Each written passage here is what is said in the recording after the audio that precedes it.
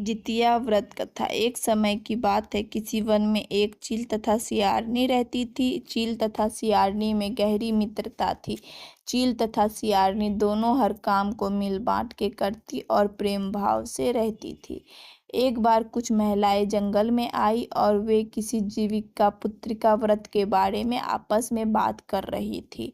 यह सब देख चील के मन में जिज्ञासा जग गई। वह महिलाओं के पास गई और व्रत के बारे में पूछने लगी।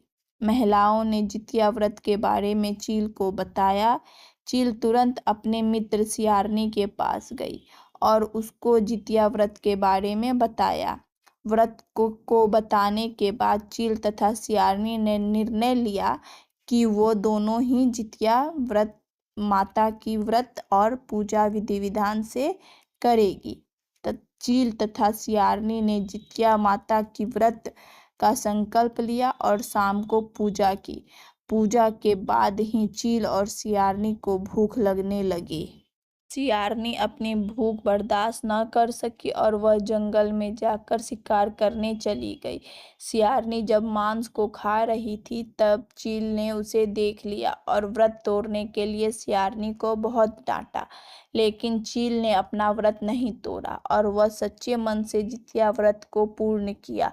अगले जन्म में सियारनी और चील का जन्म बहन के रूप में एक प्रतापी राजा के यहाँ हुआ। सियारनी का विवाह एक राजकुमार से तथा चील का विवाह राज्य मंत्री के पुत्र से हुआ। कुछ समय बीता तो सियारनी ने एक पुत्र को जन्म दिया। जन्म के कुछ दिन बाद ही उसके पुत्र की मृत्यु हो गई। सियारनी के पुत्र के मृत्यु के बाद उसकी बहन चील ने भी एक पुत्र को जन्म दिया जो जीवित तथा स्वस्थ था। यह देख सियारनी को अपनी बहन चील से ईर्ष्या होने लगी। सियारनी ने अपने बहन के पुत्र तथा पति को जान से मरवाने की कोशिश की, परंतु दोनों ही बच गए। एक दिन देवी माँ सियारनी के स्वप्न में आई और उन्होंने सियारनी से कहा, यह तुम्हारे पूर्व जन्म के कर्म का फल है। अगर तुम इसे ठीक करना चाहती हो तो माँ जितिया के व्रत और उपासना करो। प्रातःकाल उठकर स्वप्न के बारे में सियारनी ने अपने पति को बताया। सियारनी के पति ने यह सुन सियारनी को व्रत करने की अनुमति दे दी और उसकी बहन चील से माफ़ी मांगने को बोला। इसके बाद सियारनी अपने बहन चील के घर गई और उससे अपने गलतियों की माफ़ी मांगी। सियारनी को उसकी गलती पर पछतावा देख चील ने उसे माफ़ कर दिया। अगले साल जितिया व्रत पड़ा।